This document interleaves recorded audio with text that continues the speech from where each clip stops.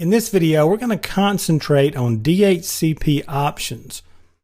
Now, I've mentioned these, or I've referred to them a couple of times in previous videos in the course, and I want to kind of focus on them this time. And I also want to mention that as I'm going through all these aspects of DHCP in the course here, scopes, reservations, options, and so forth, I will show you a little bit later on in the course the process of setting up a DHCP server and where you can see some of these things. So we're going to go out into the interface later on.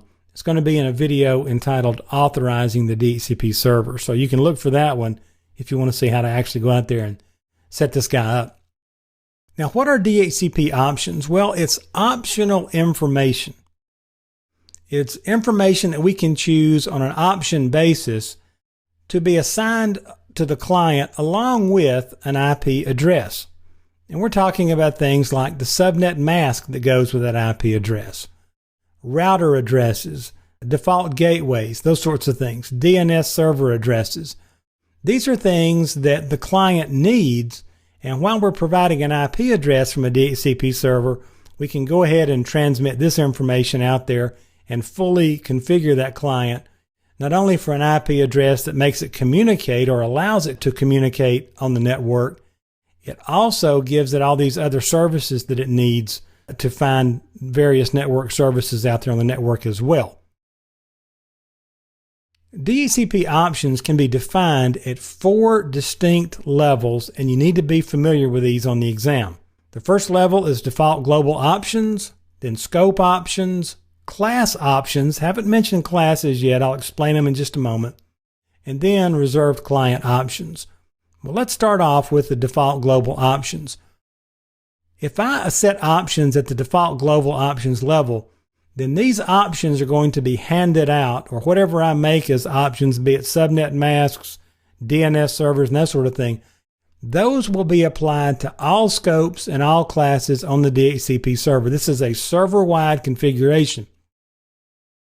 Now, if I provide option information at the default global level, keep in mind I can apply different options at the scope, class, or reserved client option level, and they will override the global options. So the farther we go down the ladder, they can override the person or the option on the top or just above them. It's probably a better way to say that. Now, a scope option is going to be applied to any client that receives an address within that particular scope, and those can be overridden by class or reserved client options. Now, these class options, keep in mind that we can tag our clients, if you will, with a class value or a class ID.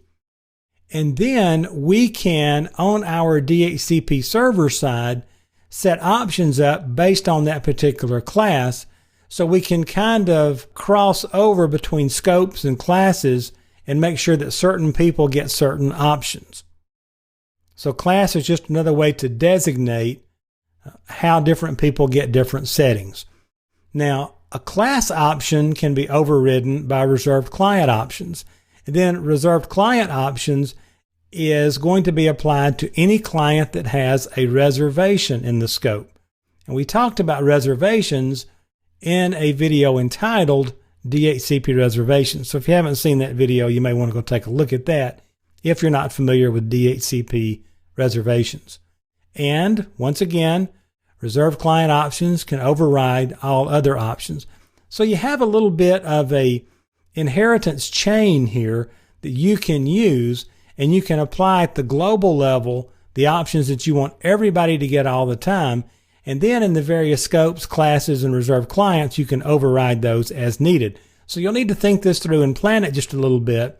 But DHCP options are how we provide extra information to our clients outside of just the IP address.